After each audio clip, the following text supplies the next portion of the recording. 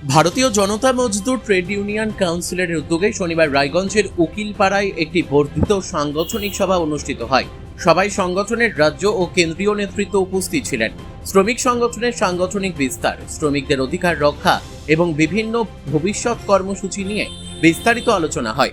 সভায় বক্তব্য রাখতে গিয়ে সংগঠনের জাতীয় সভাপতি ডক্টর মন্মথ নাথ বিশ্বাস বলেন, সংগঠিত ও অসংগঠিত ক্ষেত্রের শ্রমিকদের স্বার্থ রক্ষায় ট্রেড ইউনিয়ন আইন 1926 অনুযায়ী বিভিন্ন শ্রমিক সংগঠনের নিবন্ধন প্রক্রিয়া দ্রুত সম্পূর্ণ করতে হবে।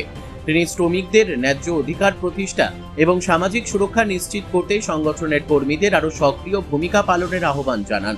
এই দিনের সভায় জেলার বিভিন্ন প্রান্ত থেকে শ্রমিক প্রতিনিধি ও সংগঠনের কর্মীরা উপস্থিত ছিলেন। সভার অন্যতম গুরুত্বপূর্ণ সিদ্ধান্ত হিসেবে উত্তর দিনাজপুর জেলা কমিটির সভাপতি পদে পম্পা চাকির নাম ঘোষণা করা হয়। সংগঠনের পক্ষ থেকে আশা প্রকাশ করা হয় যে তার নেতৃত্বে জেলার সাংগঠনিক কার্যক্রম আরও শক্তিশালী হবে এবং শ্রমিকদের স্বার্থে বিভিন্ন উদ্যোগ সফলভাবে বাস্তবায়িত হবে। সভা শেষে নবনিযুক্ত জেলা সভাপতি পম্পা চাকি সংগঠনের প্রতি কৃতজ্ঞতা প্রকাশ করেন এবং শ্রমিকদের অধিকার ও কল্যাণে নিষ্ঠার সঙ্গে কাজ করার অঙ্গীকার ব্যক্ত করেন।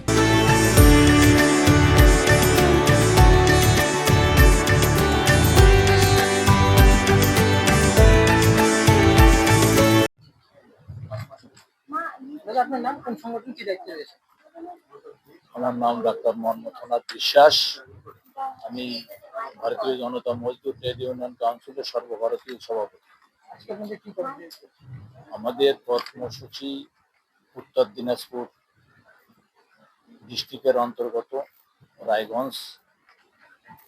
আমাদের যে সাংগঠনিক সভা, এই সভার উদ্দেশ্য, আমরা দীর্ঘদিন যাবৎ প্রতীক্ষায় ছিলাম পশ্চিমবাংলায় একটি সুশাসন ব্যবস্থার প্রতিষ্ঠিত হওয়ার জন্য।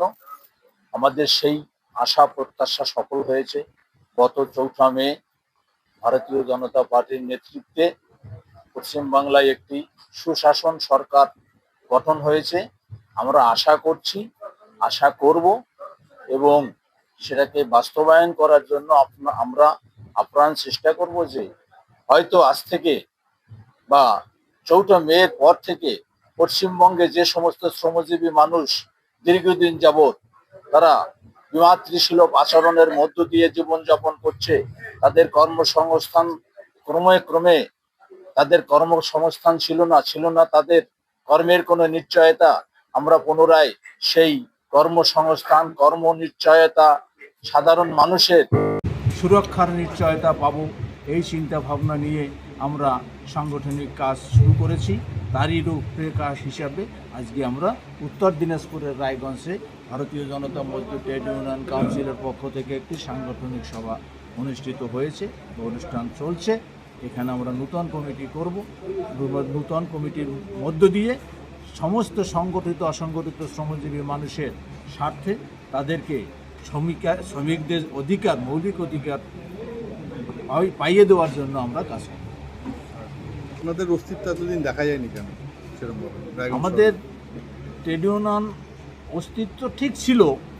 অস্তিত্ব না থাকার কারণ হচ্ছে যে দীর্ঘ 15 বছর যাবৎ যে ধরনের তাবেদারি, যে ধরনের তোলাবাজি, যে ধরনের অত্যাচার, যে ধরনের নির্বিঘ্নে মানুষদেরকে মেরে ফেলা দেখেছেন তো বিভিন্ন। এই উত্তর দিনাজপুরেও আমাদের একজন বিজেপির কার্যকর্তাদেরকে গলায় দড়ি দিয়েও তাকে মেরেছে।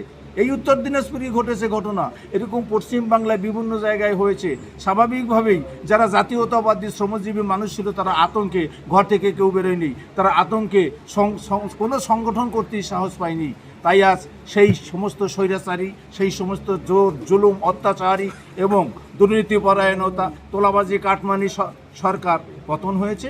আমরা মানুষের স্বার্থে, মানুষকে প্রকৃত শ্রমজীবী মানুষের যে মৌলিক অধিকার দেওয়ার জন্য আমরা আবার পুনরায় শুরু করেছি। কাদেরকে নেবেন সংগঠনের সাথে যুক্ত করছেন? যে সমস্ত মানুষরা, তারা তো বিভিন্ন সংগঠনের সাথে যুক্ত ছিল। আমাদের কেন্দ্র থেকে তো বলেছে সমস্ত তৃণমূলী কালচারে যারা আছে তাদেরকে নেওয়া হবে না। তো এখানে মানুষ কাদের পাশে দাঁড়াবে? একদমই সঠিক। আমরা তৃণমূল কালচার মানে জাতীয়তাবাদী কালচারে যে সমস্ত শ্রমজীবী মানুষ আছে কেবলমাত্র আমরা তাদেরকে নিয়েই সংগঠন করি।